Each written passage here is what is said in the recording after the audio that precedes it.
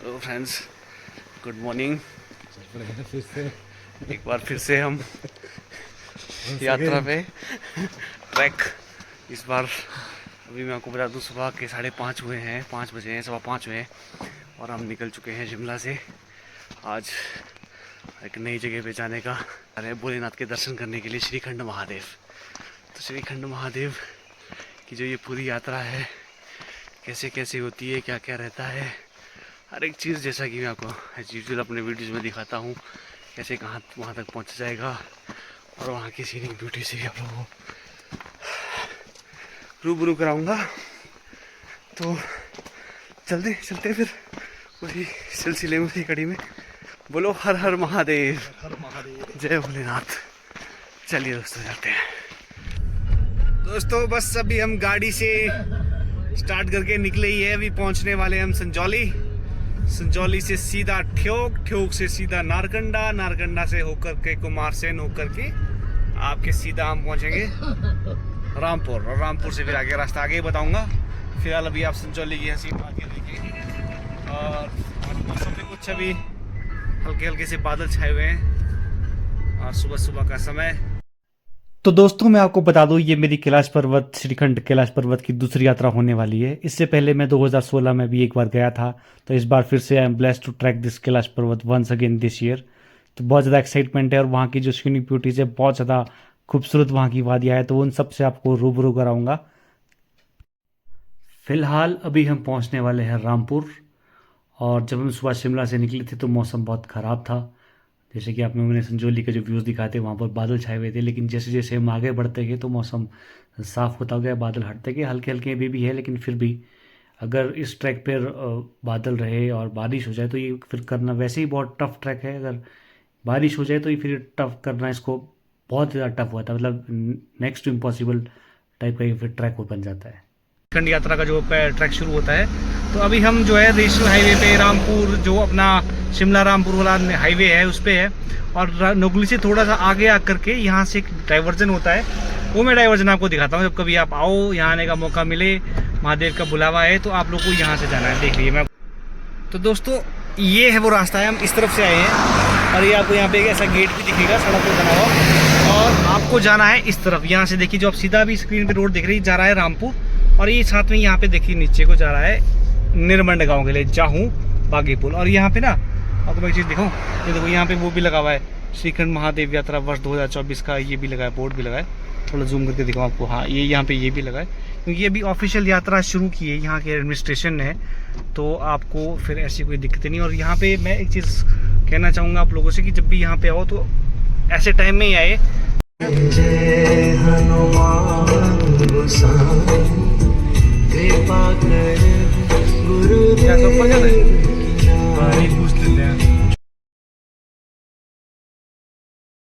तो दोस्तों ये अभी हम पहुंचे हैं इस ट्रैक के बेस कैंप में, भराटी नाला ये जगह है। वैसे तो ये ट्रैक जो स्टार्ट हो जाता है जहाँ से सिंघाड़, और सिंघाड़ से फिर आप भराटी नाला पहुँचते हैं।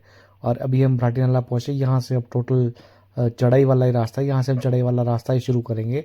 इसके बाद जो अगला स्टेशन आएगा वो आएगा थाचड़ू, और हमारा तो दोस्तों ये अब हम पहुँच चुके हैं थाचड़ू, और आज हम यहीं पे रुकेंगे। और बहुत ज़्यादा टफ ये चढ़ाई है, इसको आज कंप्लीट करने के बाद हम यहाँ पहुँचे हैं।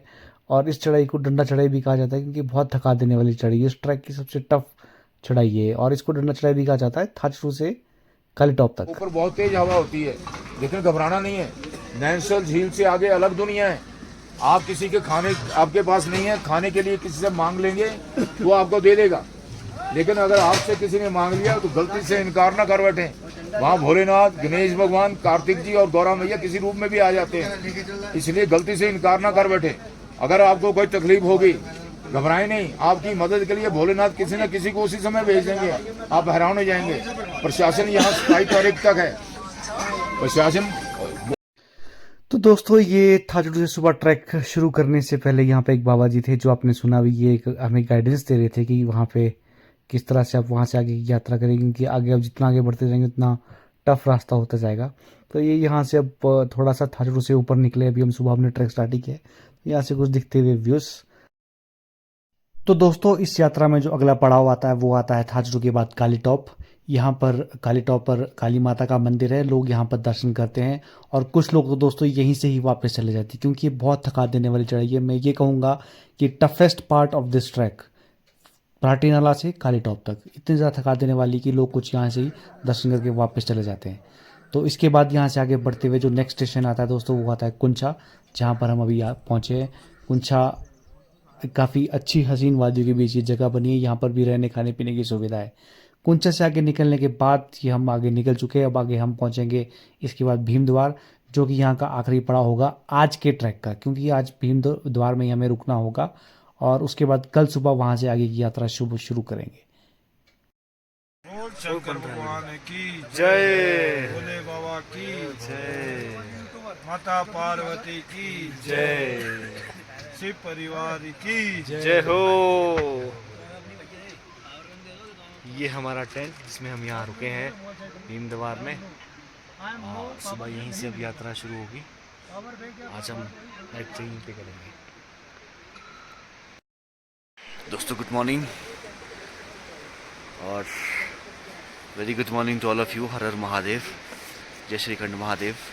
दोस्तों सुबह के बज चुके हैं 1:30 और हम बिल्कुल तैयार हो चुके हैं ट्रैक करने के लिए, क्योंकि ये ट्रैक सुबह अर्ली मॉर्निंग ही करना पड़ता है। इस टाइम यहाँ से सभी लोग निकल जाते हैं श्रीखंड महादेव की यात्रा के लिए, तभी इसको कर पाना पॉसिबल हो पाता है, क्योंकि अभी धूप भी नहीं होती है और ट्रैक भी लंबा है, जिसकी वजह से वापस भी हमें इसी जगह पे आना पड़ेगा। भीम द्वार यहीं से शुरू करके वापस यहीं पे आना होता है, क्योंकि यहाँ जाके रहने की कोई सुविधा नहीं है। लास्ट यही पॉइंट है जहाँ पे आपको रहने के खाने पीने की सुविधा मिल जाएगी, पानी मिल जाएगी, यहाँ से कुछ भी नहीं। तो अभी 1:30 बजे है और लगभग 2 बजे हम यहाँ से निकल जाएंगे। बिल्कुल तैयारी हमने पूरी कर ली है। वैसे आपको दिख नहीं रहा होगा स्क्रीन पे, शायद मेरा फेस अगर नज़र आ रहा होगा तो, और पीछे कुछ लाइट्स हैं, अगर वो दिख रही होगी तो मैं आप लोगों को दिखाने की कोशिश करता हूँ। हल्की हल्की लाइट्स हैं, अगर आपको नज़र आ रही हो। लोग जाने के लिए तैयार हो चुके हैं, तो चलते हैं फिर। जय श्री खंड महादेव। दोस्तों रात होने की वजह से अभी मैं आपको भीम द्वार और इस अगला स्टेशन था पार्वती बाग के व्यूज़ तो नहीं दिखा पाऊंगा, क्योंकि अंधेरा काफ़ी है। लेकिन जब मैं वापस इस जगह पे आऊँगा उस टाइम उजाला भी हो जाएगा। वापस जब ट्रैक वापस की तरफ पढ़ूंगा तो उस टाइम आपके साथ व्यूज़ शेयर करूँगा यहाँ के। पार्वती बाग से जो अगला स्टेशन आता है, अगला जो पॉइंट आता है वो आता है नैन सरोवर। तो अब हम नैन सरोवर पहुँच गए और यहाँ पर इस टाइम सुबह के 5 बजे है। तो सुबह हम 2 बजे भीम द्वार से चले थे और सुबह 5 बजे हम यहाँ पहुँचे, तो पूरे 3 घंटे हमें यहाँ तक पहुँचने में लग गए। और अब उजाला भी हो गया है और अब मैं आपको यहाँ पे जो भी स्क्रीन में दिखा रहा हूँ वो आपको अच्छे से दिखा पाऊँगा। दोस्तों इस जगह को नैन सरोवर इसलिए कहा जाता है क्योंकि जैसा आप देख रहे हैं कि यहाँ पर एक सरोवर सा बना है। ये माता पार्वती के आंसुओं से बना सरोवर है। माता पार्वती जब शिव जी भगवान को अंतर्ध्यान हो गए थे, वो तपस्या में लीन हुए थे, उनको अंतर्ध्यान से मुक्त कराने के लिए उन्होंने वो रो पड़ी थी। नैन सरोवर से जुड़ी एक और कहानी भी है, वो भी मैं आप लोगों के साथ शेयर करता हूँ। दोस्तों जब आप इस ट्रैक की तरफ बाय रोड जब आते हैं तो रास्ते में एक जगह आती है निर्मंड। निर्मंड के साथ एक मंदिर पड़ता है जो कि देवढांग की नाम से जाना जाता है। जो देवढांग जगह है वहाँ पर एक गुफा है भोलेनाथ की, तो उसके नाम से वो जाना जाती है वो जगह। तो बोला जाता है कि जो कि महादेव यहाँ से अंतर्ध्यान होकर के श्रीखंड कैलाश पर्वत पर चले गए थे। और अब मैं आपको देवढांग की इस गुफा के दर्शन करा दूं। जो सामने को आप एक गुफा देख रहे हैं, ये देवढांग की गुफा है, जी हाँ, जिसकी मैं बात कर रहा था। ये गुफा आप अभी जो स्क्रीन पे देख रहे हैं देवढांग की गुफा है। यहाँ पर जो अभी आप स्क्रीन में मैं आपको दिखा दूँ, ये जो शिवलिंग आप देख रहे हैं अंदर गुफा के अंदर, ये जो शिवलिंग देख रहे हैं, जो इसमें जो पानी बूंद बूंद गिर रहा है, अगर आप देख पा रहे हैं तो ये पानी वही है जो नैन सरोवर से, जो माता पार्वती के आंसुओं से जो बना सरोवर है, वहाँ से आकर के सीधा यहाँ पे टपक रहा है इस शिवलिंग के ऊपर। तो ये भी इससे जुड़ी एक कहानी थी। नैन सरोवर का जो पानी है वहाँ पर जो माता पार्वती के आंसू से बना था वो यहाँ पर आ गया था। बाकी आपको मैं इस गुफा के अंदर से नज़ारा दिखा दूँ। यहाँ से इस गुफा के अंदर से ही शिव जी भगवान जो है अंतर्ध्यान होकर के श्रीखंड महादेव गए थे। तो चलिए दोस्तों अब बढ़ते हैं इस ट्रैक में भयंकर और खूबसूरत नज़ारों के साथ आगे की तरफ। ये देखिए दोस्तों, जो लोकल एडमिनिस्ट्रेशन है उन्होंने रास्ते में यहाँ पे रस्सियाँ लगाई हुई है, क्योंकि रास्ता बहुत ख़राब है, इसको पकड़ पकड़ के यहाँ से ऊपर चढ़ना होता है। ऊपर जो आप टॉप में देख रहे हैं वहाँ पे हमें जाना है। अभी ऐसे ऐसे तो अभी काफ़ी पड़ाव आएंगे और ये जो ऐसे रस्सियाँ रास्ते में लगी हुई है। ऐसे भी 3-4 जगह ऐसे पॉइंट्स आएंगे तो जहाँ पे रस्सियाँ पकड़ के ऊपर पहुँचना होता है और यहाँ से दिखता हुआ व्यू। और अभी हमें इसमें ऊपर जाना है। ये नैन सरोवर से ऊपर निकलने के बाद यहाँ से मैं आपको कुछ व्यूज़ शेयर करता हूँ। कुछ लोग तो दोस्तों यहीं से वापस ही चले आते हैं, यहाँ से आगे बहुत थकान हो जाती है यहाँ तक पहुँचते पहुँचते। और यहाँ से आगे ही असली ट्रैक तो यहाँ से आगे शुरू होता है, नैन सरोवर से आगे चढ़ाई तो यहाँ से आगे शुरू होती है।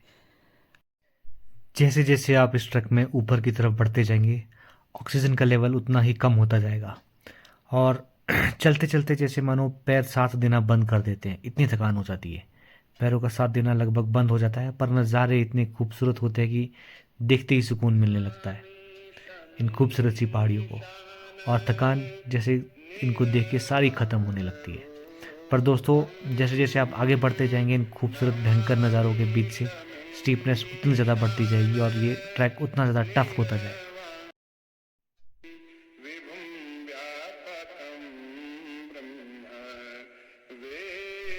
अब इस टाइम हम काफ़ी ज़्यादा हाई एल्टीट्यूड पे पहुंच चुके हैं और अब ट्रैक भी ज़्यादा दूर नहीं रहा है। अब यहाँ से जस्ट 2 किलोमीटर्स ही था, लेकिन ये 2 किलोमीटर्स अभी बहुत ज़्यादा चलने के।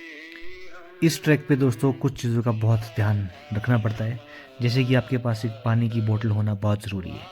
और नैन सरोवर एक लास्ट जगह है जहाँ पर पानी मिलता है, उसके आगे इस पूरे ट्रैक में कहीं पर भी पानी नहीं मिलेगा। दोस्तों इस ट्रैक में हमें 2 फॉरेनर्स भी मिले और ये दोनों फॉरेनर्स भी इस ट्रैक को पूरा कर गए और इनको हमने साथ में भोलेनाथ का जयकारा लगाना भी सिखा दिया। आइए दिखाता हूँ आपको, इनसे मैंने भोलेनाथ का जो जयकारा लगाना इनको सिखाया। हर हर महादेव, हर हर महादेव, ओम नमः शिवाय। और ये भी अच्छे से सीख गए। तो हाँ, मैं दोस्तों आपको बता रहा था कि पानी की बोतल के साथ साथ एक लाइट वेट बैग भी ज़रूरी है, जिसमें खाने की ज़रूरी चीज़ें आपके साथ हो। और रेन कोट साथ रखना बहुत ज़रूरी है, वार्म जैकेट, क्योंकि जैसे जैसे आप ऊपर बढ़ते जाएंगे ऑक्सीजन का लेवल कम होता जाएगा और ठंड उतनी ज़्यादा बढ़ती जाएगी और ऊपर हवाएं बहुत तेज़ चलती है, बहुत तेज़। तो अभी आपको मैंने जो जूम करके दिखाया, अभी हमें वहाँ पहुँचना है। ये स्क्रीन पर हो सकता है कम दिख रहा हो, लेकिन वैसे असल में बहुत दूर है भी वहाँ पहुँचना। जैसे जैसे हम आगे की तरफ बढ़ रहे हैं सुंदरता उतनी ज़्यादा, व्यूज़ उतने ज़्यादा सुंदर बनते जा रहे हैं, लेकिन थकान उससे कहीं ज़्यादा बढ़ रही है। सुंदरता, लेकिन सुंदरता ऐसी जैसे मानो स्वर्ग में पहुंच गए हो। स्वर्ग से भी बिल्कुल भी कम नहीं है ये जगह। ऐसे नज़ारे स्वर्ग में भी ऐसे ही होते होंगे और इससे खूबसूरत तो शायद स्वर्ग भी नहीं होता होगा। ऐसा अनुभव होता है यहाँ पहुँचकर। ऐसे खूबसूरत नज़ारों को देखने के बाद आई एम श्योर कि आपका यहाँ जाने का मन ज़रूर कर रहा होगा, और करे भी क्यों ना, क्योंकि इतनी सुंदर जगह है, इतने अच्छे यहाँ के व्यूज़ हैं। इनको देखना, वहाँ जा कर के देखना, अनुभव करना, इससे बड़ी चीज़ और क्या ही हो सकती है। वहाँ जाइए, ज़रूर जाइए, ऐसा नहीं कि वहाँ नहीं जा सकते, लेकिन कुछ बातों का वहाँ पे जाने से पहले ध्यान रखना बहुत ज़रूरी है, तभी ये ट्रैक कंप्लीट हो सकता है। इन खूबसूरत और अद्भुत नज़ारों के साथ चलिए दोस्तों, अब हम बढ़ते हैं आगे की तरफ। दोस्तों ट्रैक में और आगे बढ़ने के बाद हम पहुंचे हैं भीम भाई। इस जगह को भीम भाई इसलिए कहा जाता है क्योंकि यहाँ से जो भीम जी थे उन्होंने स्वर्ग के लिए सीढ़ियाँ बनाने की कोशिश की थी, लेकिन वो कोशिश उनकी सफल नहीं रह पाई थी, वो इसको बनाने में नाकाम रहे थे। अगर इन पत्थरों को आप ध्यान से देखें तो ये पत्थर भी पूरे ट्रैक में ऐसे कहीं नहीं मिलेंगे, और ये ऐसे बनावट, इनकी बनावट भी ऐसी है, कुछ ये अलग से सीधे से पत्थर है। आपको जूम करके दिखाऊं तो देखिए आप, ये बिल्कुल सीधे से पत्थर है और ये पूरे ट्रैक में ऐसे पत्थर कहीं नहीं मिलेंगे। ये सारी जो वो सीढ़ियाँ बनाने की कोशिश कर रहे थे स्वर्ग के लिए, वो सब पत्थर गिर गए थे, गिर करके वो यहीं पे इस ट्रैक में आपको यहाँ पे आज भी मिलते हैं। तो दोस्तों यहाँ से आगे बढ़ते हुए श्रीखंड कैलाश पर्वत तक पहुँचने के लिए हमें इस ग्लेशियर के ऊपर से इन रस्सियों का सहारा लेकर के आगे बढ़ना होगा। यहाँ पर बहुत सावधानी की ज़रूरत रहती है, क्योंकि बर्फ़ के अलावा यहाँ पर जितना आप आगे बढ़ते जाएंगे चढ़ाई के साथ चढ़ाई भी बहुत ज़्यादा स्टीप होने लगती है। यहाँ पर फिसलना बहुत भारी पड़ सकता है, शायद जिसकी आप भरपाई भी नहीं कर पाएंगे, इसलिए बहुत ज़्यादा सावधान रहने की ज़रूरत है। तो दोस्तों ये हम बिल्कुल टॉप पे पहुँच चुके हैं और ये श्रीखंड महादेव कैलाश के पहले दर्शन आप लोग भी कीजिए मेरे साथ। और ये जो आप अभी स्क्रीन पर देख रहे थे, ये श्रीखंड महादेव कैलाश पर्वत पर शिवजी भगवान इस 75 फुट ऊंचे शिवलिंग के रूप में समाये हुए हैं, बसे हुए इस पत्थर में।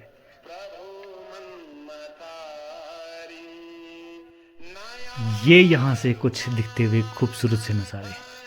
दोस्तों, यहाँ पर मुझे ऐसा लगता है कि महादेव की मर्जी के बिना कोई पहुँच ही नहीं सकता और ना ही यहाँ से वापस आ सकता है। ये दोनों तरफ के लिए अप्लाई होता है। ना यहाँ पे महादेव की मर्जी के बिना पहुँचा जा सकता है, ना यहाँ से वापस आ जा सकता है। क्योंकि आपने ऐसे बहुत सारी स्टोरीज सुनी होंगी, ऐसी बहुत सारी न्यूज़ सुनी होगी कि श्रीखंड महादेव कैलाश पर्वत पर हर साल किसी न किसी की डेथ ज़रूर होती है। मेरा मकसद आप लोगों को डराना नहीं है, लेकिन सच्चाई से रूबरू कराना है। यहाँ पर जाने से पहले बहुत सी चीज़ों का सावधानी रखना बहुत ज़रूरी है। तो आइए दोस्तों, अब मैं आपको बताता हूँ श्रीखंड महादेव की मान्यता की कहानी। दोस्तों, आपने सुना होगा भस्मासुर नाम का एक राक्षस हुआ करता था। उसने महादेव की तपस्या की थी और महादेव से वरदान लिया था कि जिसके सर के ऊपर भी वो हाथ रखेगा वो भस्म हो जाएगा। तो महादेव से वरदान पाने के बाद उसने इतना घमंड आ गया उसमें कि वो महादेव को ही भस्म करने पर उतारू हो गया। तब विष्णु भगवान ने जो मोहिनी रूप का धारण करके उसके साथ जो नृत्य किया था और उसमें उस नृत्य में उसका ही हाथ उसके सर पर रखकर उसे ही भस्म कर दिया था। तब वो कहानी, वो जो घटना घटी थी, वो जो नृत्य महादेव के उसने विष्णु भगवान ने भस्मासुर के साथ किया था, वो श्रीखंड कैलाश पर्वत पर ही किया था। तो ये दोस्तों इस श्रीखंड कैलाश पर्वत की से जुड़ी हुई कहानी है। और तब से ही श्रीखंड कैलाश पर्वत पर महादेव इस 75 फीट ऊंचे, लगभग 75 फीट ऊंचे इस शिवलिंग पे महादेव यहाँ पर समाये हैं, यहाँ पर विराजमान है। तो दोस्तों, दर्शन करने के बाद ये अब हम आ गए हैं वापस, ट्रैक से नीचे की तरफ उतरना शुरू कर दिया है। तो ये अब कुछ जो नज़ारे आपको मैं खूबसूरत नज़ारे सुबह के टाइम में नहीं दिखा पाया था अंधेरा होने की वजह से, वो अभी मैं आप लोगों के साथ शेयर करूँगा। जो कुछ यहाँ की बहुत ही खूबसूरत नज़ारे थे जो रात के टाइम में उस टाइम नहीं दिख रहे थे, लेकिन अभी मैं आपको पार्वती बाग और नैन सरोवर और कुछ अपने भीम द्वार के जो व्यूज़ थे वो मैं आपके साथ अभी शेयर करूँगा। दोस्तों, इस ट्रैक में ऊपर की तरफ जाने से भी ज़्यादा टफ है नीचे की तरफ उतरना। जब आप वापस की तरफ आते हैं तो रिस्क बहुत ज़्यादा बढ़ जाता है, क्योंकि फिसलने का डर इतना बढ़ जाता है कि अगर वो पैर फिसला तो बहुत बड़ा नुकसान आपको झेलना पड़ सकता है। इसलिए नीचे की तरफ आते समय ज़्यादा सावधानी की ज़रूरत रहती है। तो दोस्तों, नीचे की तरफ उतरने के बाद, नैन सरोवर को क्रॉस करने के बाद अभी मैं पहुंचा हूं पार्वती बाग, जो कि आपको मैं सुबह पार्वती बाग के नज़ारे नहीं दिखा पाया था अंधेरा होने की वजह से। तो ये पार्वती बाग है, यहाँ पर भी आपको कैंपिंग की मिल जाती है फैसिलिटी। तो ये कुछ पार्वती बाग से श्रीखंड कैलाश पर्वत की दूरी 12 किलोमीटर है लगभग। तो यहाँ से कुछ व्यूज़ जो दिखते हैं जो सुबह मिस कर गए थे वो मैं अभी आपके साथ शेयर कर रहा हूँ। और दोस्तों, यहाँ पर इस ऑल्टीट्यूड पे बहुत ही दुर्लभ प्रजाति का फूल, ये ब्रह्म कमल फूल जो भी आप स्क्रीन पे देख रहे हैं, ये भी इस ऑल्टीट्यूड पे मिलता है। ये बहुत ही खूबसूरत फूल है। ये यहाँ पे पार्वती बाग में ही इसकी नेचुरल ही ग्रोन होता है, तभी इस जगह को पार्वती बाग के नाम से कहा जाता है, क्योंकि पार्वती माता को ये फूल बहुत पसंद थे। और ये फूल यहाँ पर आपको बहुत खूबसूरत से फूल नेचुरली जो यहाँ पे उगे होते हैं वो देखने को मिलते हैं। जैसे वेलिया फ्लावर्स में जो फूल देखने को मिलते हैं उस टाइप से यहाँ पर भी लंबे लंबे जगहों पे तक ये फैले होते हैं ये फूल। और ये यहाँ से आगे ये झरने बहते हुए जो श्रीखंड कैलाश के ग्लेशियर से पिघल के यहाँ पर आ रहे हैं, ये इस जगह को और भी खूबसूरत बना देते हैं। खूबसूरती इतनी ज़्यादा बढ़ जाती है कि जिसको शब्दों में बयां कर पाना बहुत मुश्किल है। पार्वती बाग से नीचे उतरने के बाद जो ये आप सामने देख रहे हैं, ये भीम द्वार, यहीं पे वो आखिरी पड़ाव है जहाँ पर आप आते समय पे रुक सकते हैं और वापस आपको यहाँ से श्रीखंड से दर्शन करके वापस इसी जगह पे पहुँचना होता है। तो दोस्तों, ये था मेरा पूरा श्रीखंड कैलाश पर्वत का पूरा ट्रैक। आप लोगों को इस वीडियो में देख के कैलाश पर्वत घूम के, श्रीखंड कैलाश पर्वत घूम के कैसा लगा, कमेंट करके ज़रूर बताइएगा। तो दोस्तों, मिलते हैं फिर किसी नए वीडियो में किसी नई जगह पे। तब तक के लिए हर हर महादेव, जय श्रीखंड कैलाश पर्वत की। और कमेंट बॉक्स में हर हर महादेव लिखना बिल्कुल भी ना भूले। Thank you for watching. Kailashpati है वो, डम डम डमरू बजाए, मैं दास उसी